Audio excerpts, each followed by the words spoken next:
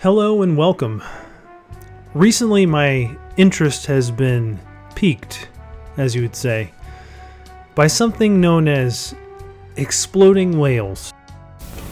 Did you get a worm? Did you get a worm? Yeah, that's good.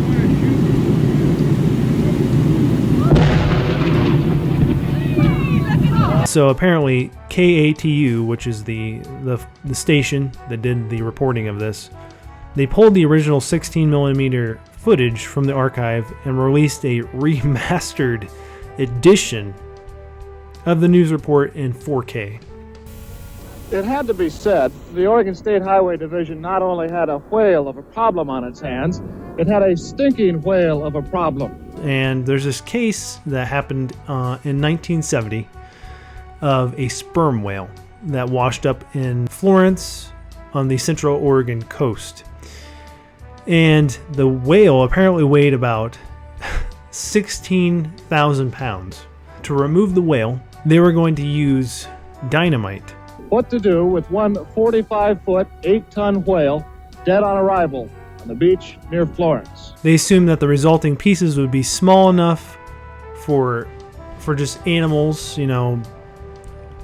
other animals to consume. Mostly probably, I'm guessing, birds, and if it got in the water, fish. I don't know. Either way. Integrated by the blast, and that any small pieces still around after the explosion would be taken care of by seagulls and other scavengers. Indeed, the seagulls had been standing nearby all day. George Thornton, the engineer in charge of the operation, told an interviewer that he was not sure how much dynamite would be needed, saying that he had been chosen to remove the whale because his supervisor had gone hunting. We asked George Thornton, the highway engineer in charge of the project, for his final observation. Well, I'm confident that it'll work. The only thing is we're not sure just exactly how much explosives it'll take to disintegrate this thing so the scavengers, seagulls and crabs and whatnot can clean it up. So if you aren't even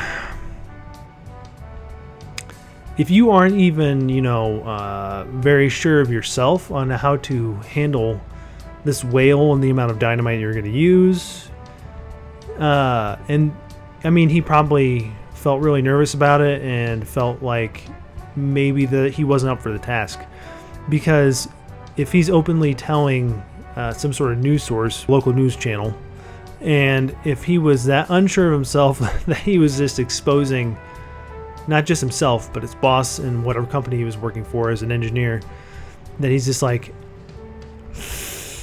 don't know how this is going to go, so wish us luck. A charge of 1.5 short ton of dynamite was selected. A military veteran with explosive training who happened to be in the area warned that the planned 20 cases of dynamite was far too much, and that 20 sticks, or 8.4 pounds, would have sufficed. But his advice went unheeded. So I don't know if that was the attitude of old Georgie, the engineer who's unsure of himself, because if that was if he took this military veteran who had all this explosive training, he just was like, this guy doesn't know what he's talking about. You just went to a reporter or whatever and you said, my boss is on a hunting trip, not sure how much dynamite I needed, and then you have this guy who's been trained in explosives and knows how much dynamite, and he's like, hey, you're using way too much. You're using a 1/2 short ton, and you only need 8.4 pounds. And he's just like, you don't know what you're talking about, dude. I'm going to blow this whale off the face of this planet. The dynamite was buried primarily on the leeward side of the big mammal, so as most of the remains would be blown toward the sea. About 75 bystanders, most of them residents who had first found the whale to be an object of curiosity before they tired of its smell, were moved back 1/4 mile away. So after they just ignored the military veteran with all this explosives training, they decided to go ahead and blow it up. So The dynamite was detonated on November 12th at 3:45 p.m. Lindman joked that landlubber newsmen became landblubber newsmen, for the blast blasted blubber beyond all believable bounds. I mean, the military guy did tell you. The sand dunes there were covered with spectators and landlubber newsmen, shortly to become landblubber newsmen, for the blast blasted blubber beyond all believable bounds. The explosion caused large pieces of blubber to land near buildings and in parking lots, some distance away from the beach. Only some of the whale was disintegrated. Most of it remained on the beach for the Oregon Highway Division workers to clear away. Lindman also noted that scavenger birds, who it had been hoped would eat the remains of the carcass after the explosion, did not appear, as they were possibly scared away by the noise.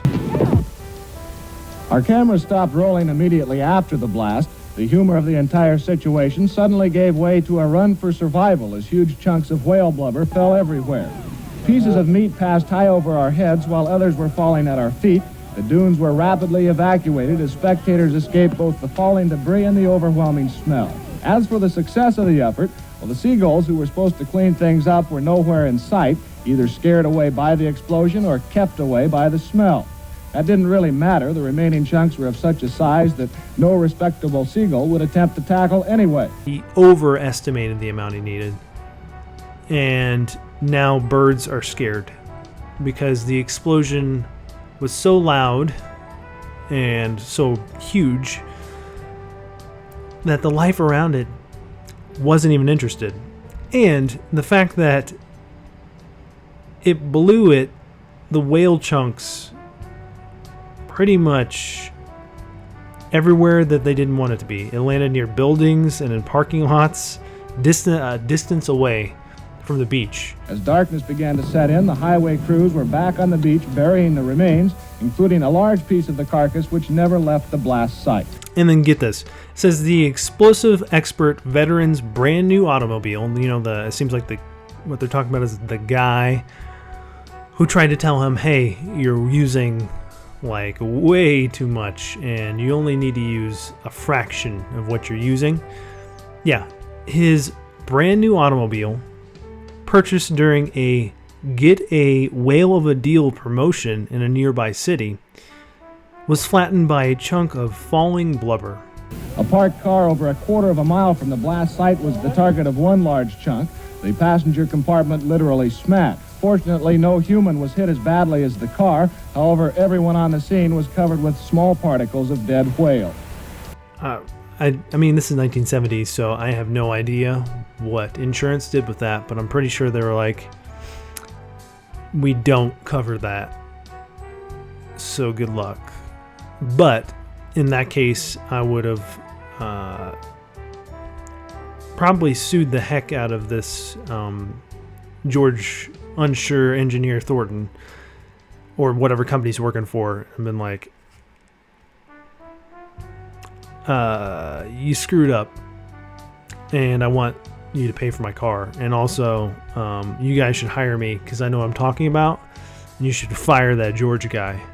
When Lindman, the guy that did the voiceover of the incident before, contacted him in the mid-1990s, the newsman said Thornton felt the operation had been an overall success and had been converted into a public relations disaster by hostile media reports.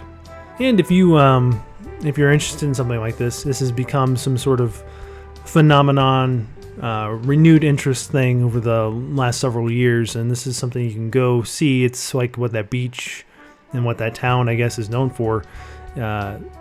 The Siuslaw Pioneer Museum has the bone fragments from the exploding whale. From now on, I guess what they've decided as a community, as that park, as that beach, they will no longer be